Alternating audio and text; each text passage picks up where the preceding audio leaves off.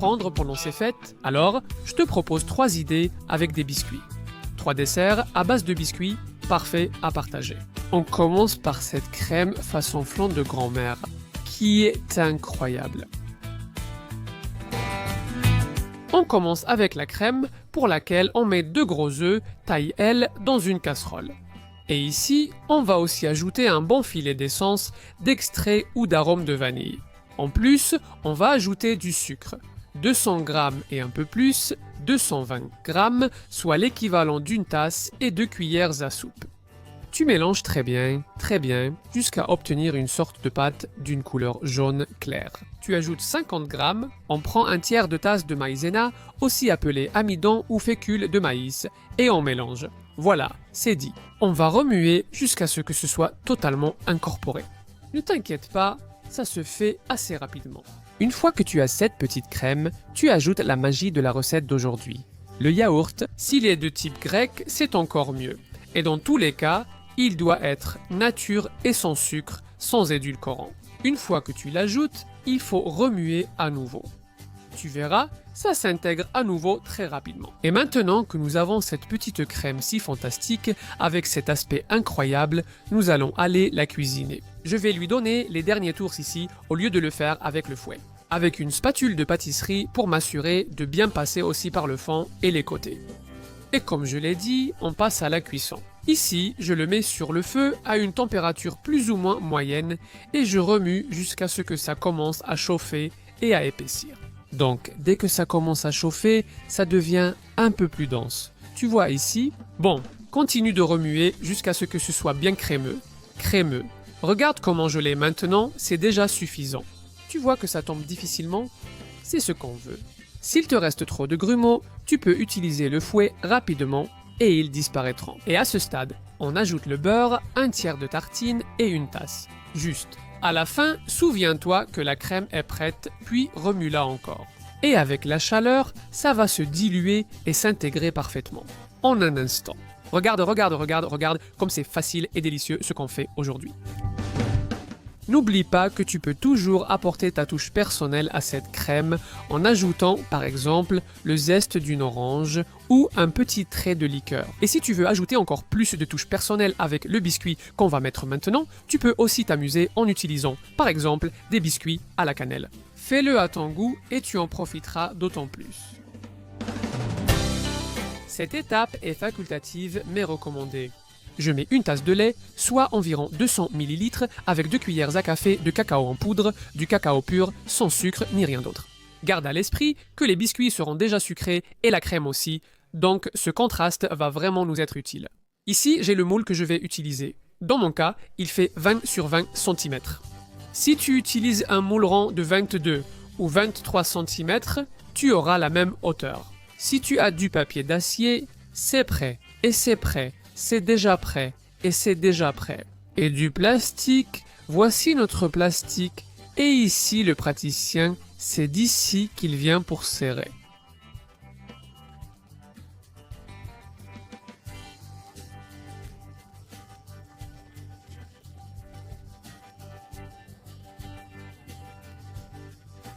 Plastique.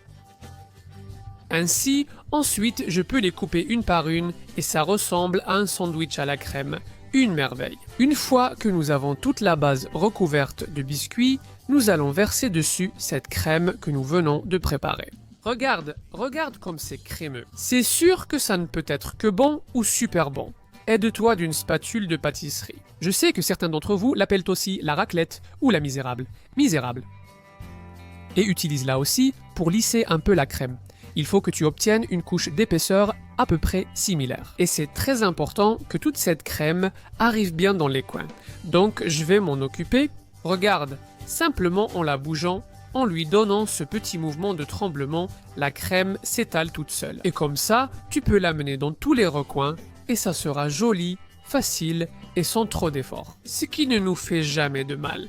Une fois que c'est fait, un petit travail pour lisser un peu la crème, on va ajouter une autre couche de ces merveilleux biscuits légèrement imbibés. Je te rappelle que je l'ai fait avec du cacao et du café, donc s'il n'y a pas d'enfant à la maison, ça marche aussi parfaitement. Comme tu peux aussi le faire avec de la liqueur ou autre. Il faut en profiter ici. Mais je te dis déjà qu'avec du cacao pur, c'est fantastique. Enfin, on termine avec cette petite couche ici en bas. Et voilà! Laisse refroidir un peu plus sur une grille, quelques minutes. Et une fois que tout est tiède, tu peux déjà le mettre à refroidir. Ce dessert froid est vraiment incroyable. Donc, au frigo ou au réfrigérateur, je recommande un minimum de 4 heures. Même si tu sais déjà que ces desserts faits la veille sont spectaculaires, regarde, en fait, moi. C'est ce qui m'est arrivé, je l'ai préparé hier soir et je l'ai ici prêt. S'il tombe, c'est parce que je suis si intelligent que je le sors d'une main. Donc, on le sort. Bon, nous avons réussi, il n'est pas tombé. Et maintenant, on va démouler. Je vais retirer le côté de ce moule. Et aussi, le papier d'acétate que je vous dis déjà se vend en papeterie au format Deutsche Institut für Normang A4 ou feuille. Ensuite, tu coupes les bandes et c'est prêt. Tu le laves autant de fois que tu veux. Et tu l'utilises plein de fois. Un investissement fantastique. Et maintenant, on passe à la décoration. Ajoute une touche de charme avec du sucre glace tamisé. Et regarde, quel professionnel. Regarde, regarde, regarde, regarde, quel aspect, quel éclat, tout y est. Un gâteau, une tarte, une tourte, ou appelle-le comme tu veux, il a une allure fantastique et il est super, super bon. Regarde, regarde, regarde, comme c'est crémeux, comme la cuillère tombe, regarde, regarde, regarde, quelle découpe, quel aspect, quel délice. J'espère que ça t'a plu autant qu'à moi. Mais ne pars pas, il me reste encore beaucoup de surprises. Par exemple, cet autre crémeux est très facile à faire et ne nécessite pas de four. La première chose que nous faisons, c'est de mettre le beurre dans une grande casserole. Nous la mettons sur le feu. À feu moyen, et nous allons la remuer jusqu'à ce que le beurre devienne totalement liquide. Lorsqu'il est ainsi, vous ajoutez la farine, toute d'un coup, sans plus d'histoire. Et ce que tu feras, c'est de remuer comme ça, sans t'arrêter, jusqu'à ce que ce soit bien lié. Tu remarqueras que ça ressemble à une sorte de grosse miette d'une certaine couleur. Uniforme. Et qu'est-ce que tu vois ici? Eh bien, tu ajoutes le lait. Directement, voilà ce qu'on fait. Tout dedans, le litre entier.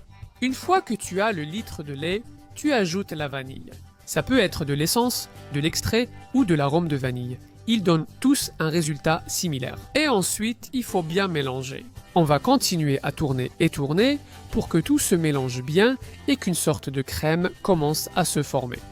Quand les grumeaux seront tout petits, on ajoute le sucre.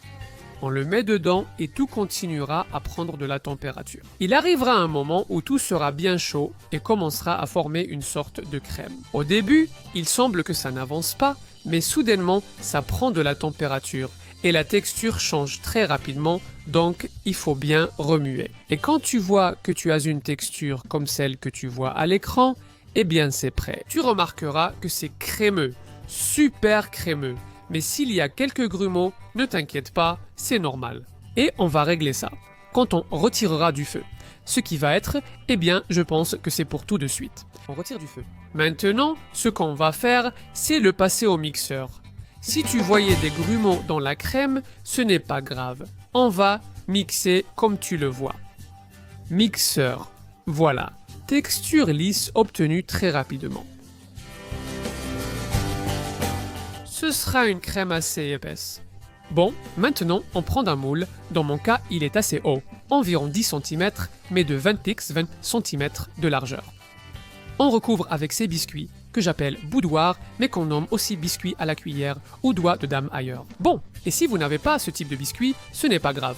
Vous pouvez couvrir avec n'importe quel biscuit qui a un peu de consistance, qui soit un peu moelleux. Vous couvrez toute la base, y compris les petits coins, avec un morceau, puis vous versez la crème par-dessus. Ce sera environ la moitié de la quantité. Et comme c'est une crème très dense, il faudra l'ajouter avec précaution, puis l'étaler. Doucement. Comment trouves-tu ces biscuits aujourd'hui? Pas besoin de les tremper. Tu peux les mettre dans du lait, du café, du chocolat, comme tu veux. Elle pourrait être encore plus moelleuse, mais ce n'est pas utile. En refroidissant, elle absorbe l'humidité et devient moelleuse, mais très douce. Comme la crème est très dense, la combinaison est gagnante. Et maintenant que tu as lissé cette couche de crème, tu vois que je mets une deuxième couche de ces biscuits boudoir, biscuits à la cuillère ou tout autre biscuit moelleux et consistant peu importe le nom. J'en profite aussi pour te rappeler que c'est le bon moment pour t'abonner à la chaîne et activer la cloche pendant que je continue le montage. Maintenant, on met le reste de la crème par-dessus et enfin, on lisse avec le dos d'une cuillère ou avec une spatule de pâtisserie, comme je le fais. Ensuite, on va préparer un glaçage au chocolat, c'est très facile. On prend la crème liquide ou la crème à fouetter et on va la mettre au micro-ondes ou dans une casserole. Pour qu'elle chauffe, on veut qu'elle soit bien chaude, mais sans qu'elle arrive à ébullition. On lui donne quelques tours pour que la température soit bien uniforme, puis on verse le chocolat dedans. Si tu prends du chocolat haché, c'est bon. Sinon, il faut hacher la tablette avant, qu'il soit en petits morceaux. Et ensuite, grâce à la chaleur de cette crème liquide, crème à fouetter chantilly, crème épaisse ou peu importe comment tu l'appelles. Tu remues simplement et cette chaleur fera fondre le chocolat. Donc, facile. Ça prendra quelques minutes pour commencer à épaissir. Au début, on dirait que ça ne va pas fondre, mais petit à petit. La couleur chocolat prend le dessus et ça devient une crème au chocolat lisse, brillante et qui donne vraiment envie. Ce que nous allons faire, c'est, une fois que ce sera totalement liquide et sans grumeaux, on la verse délicatement sur la crème. De ce morceau de dessert, aujourd'hui, le voilà. On ajuste pour que ça atteigne jusqu'au dernier recoin du plat et notre dessert est prêt. Nous allons le mettre au réfrigérateur et c'est prêt. 3 petites heures suffisent, même si c'est le genre de dessert qui, si tu le prépares la veille, sera bien meilleur parce que les saveurs se concentrent. Et les petits biscuits à l'intérieur absorbent un peu d'humidité pour obtenir une texture moelleuse, mais avec de la tenue, c'est-à-dire, pour moi, parfait. Après ce temps, il ne reste plus qu'à prendre le dessert, le sortir et, le plus important, en profiter. Je vais le couper avec un petit couteau et tu verras comme c'est facile et joli. Nous allons faire 9 morceaux, mais vraiment gros. Allez, je commence avec le premier. En un clin d'œil, ce que je fais, c'est le couper avec un couteau comme ça. D'abord en 3 bandes que je vais croiser comme ça pour que tu le vois clairement. Comme ça, tu formes 9 parts très grandes qui vont avoir une allure spectaculaire. En fait, je vais me faire plaisir un peu et en décorer une dans l'assiette, comme si on était dans un restaurant. De cela, vous savez, un peu de sous. Ce que je fais d'abord, c'est prélever une portion et la mettre dans une petite assiette. J'ajoute un peu de confiture, de sirop ou de coulis par-dessus et quelques morceaux de noix. Et tu vois comme ça a l'air délicieux? Regarde, c'est tout moelleux, tout crémeux. Quel dessert! Je suis sûr que plus d'un aimerait être le propriétaire de cette cuillère. Regarde le dessert qu'on a préparé. Sans utiliser d'œuf ni de four, fait très facilement et très rapidement et avec une finition fantastique. Regarde, comme c'est beau, comme c'est découpé, quelle merveille. Je suis sûr que tu veux profiter d'un petit morceau et le dernier, pour moi, c'est le meilleur. Un moule bien rempli de biscuits et de crème, avec un nappage au chocolat dont je suis sûr qu'il ravira toute la famille. La première chose que je fais, c'est de mettre 6 œufs dans le bol de ton batteur ou de ton mixeur.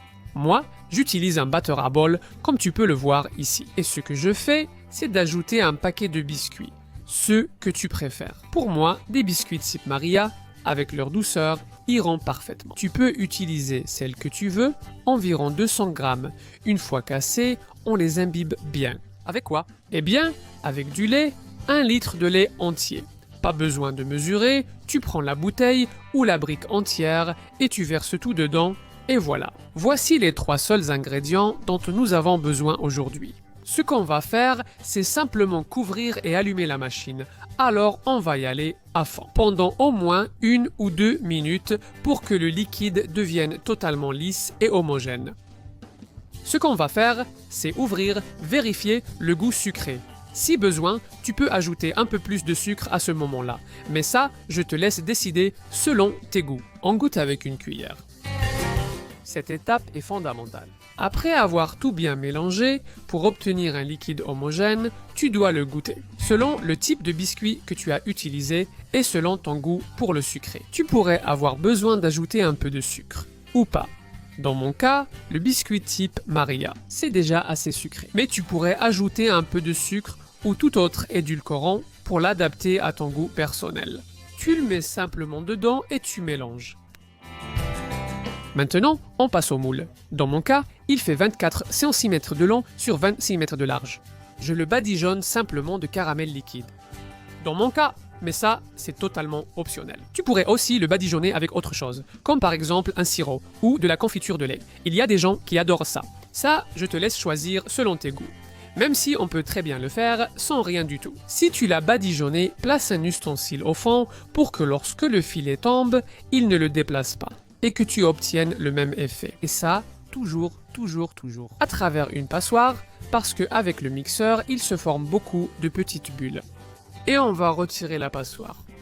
Tu as cette petite mousse qui reste au-dessus, tu l'enlèves et tu obtiendras un pudding parfait. Ce que nous allons faire maintenant, c'est aller au four. Nous allons l'ouvrir. Et regarde, j'ai ici un petit plateau. Pourquoi? Parce que je vais y mettre de l'eau. C'est mieux si elle est bien chaude, mais sinon, tu peux la laisser chauffer dans le four. On l'a à 160 degrés Celsius, soit 320 degrés Fahrenheit, et on va l'amener ici. Notre moule en faisant ce qu'on appelle un bain-marie. Mais au four, il y a à peu près un doigt et demi d'eau. Au fond, nous plaçons le moule. Au centre, nous mettons les gants pour pouvoir pousser cela à l'intérieur. Tout doucement, je ne veux pas renverser toute l'eau dehors. On couvre et on fait cuire. Ça prend pas mal de temps, environ 50 minutes à 1 heure. Ça dépend un peu. Quand tu vois que c'est bien doré sur le dessus, comme tu le vois ici, c'est prêt, tu peux éteindre le four et sortir le plat pour qu'il refroidisse un peu. On y va. Une fois que le moule a un peu refroidi, tu le mets au réfrigérateur pendant au moins 2 heures. Mais si tu veux préparer ce dessert d'un jour à l'autre, il n'y a aucun problème. Il sera tout aussi sensationnel. C'est déjà prêt. Je vais le démouler et, encore une fois, démouler pour m'assurer qu'il soit parfait. Je le place sur le plateau avec un bon filet d'eau chaude. Je le laisse ici quelques minutes pour que le caramel redevienne liquide, puis je démoule. Et regarde, comme ça a l'air bon. Juste après l'avoir démoulé, c'est une véritable merveille. Puisque j'y suis, pour lui donner un petit plus et un contraste de couleur, je vais en mettre par-dessus. Quelques cerises confites, juste pour la couleur. Regarde comme c'est joli. Et maintenant, le plus important, c'est que dans les desserts, comme chez les personnes, c'est l'intérieur qui compte. Et maintenant, je vais couper cette part. Et regarde à l'intérieur. C'est très facile, tu verras. Si tu essaies, tu en reprendras sûrement. Regarde comme la cuillère s'enfonce et coupe. Ne me dis pas que tu n'en veux pas une cuillerée. Encore une, regarde la coupe. C'est spectaculaire. Quels 3 desserts fantastiques je t'ai montrés en quelques minutes. J'espère que tu as aimé les idées. Si tu as un dessert préféré avec des biscuits, partage-le en commentaire ci-dessous pour qu'on apprenne ensemble. Je te dis au revoir en te rappelant que tu peux aussi regarder cette autre vidéo ici et tu vas passer un super moment.